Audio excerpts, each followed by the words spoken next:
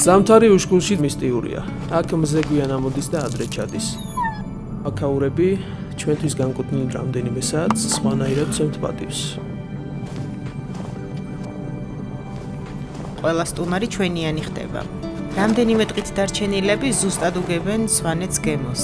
ჩვენი ტრადიციები და ცხოვრების წესი მათთვის უფრო ნაცნობი და ახლობელი ხდება.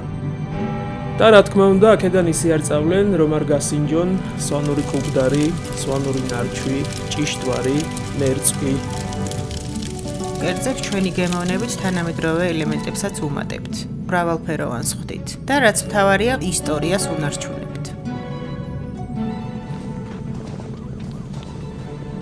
აქ ყოველდღე ახალ რაღაცას სწავლობ. პირველ რიგში შენი ქვეყნის მოფრთხილებას. რაც წინაპრებმა დაგიტოვეს იმის შენარჩუნებას და მე ამ სიყვარულის, რასაც განიცდის სხვისთვის გადაცემას.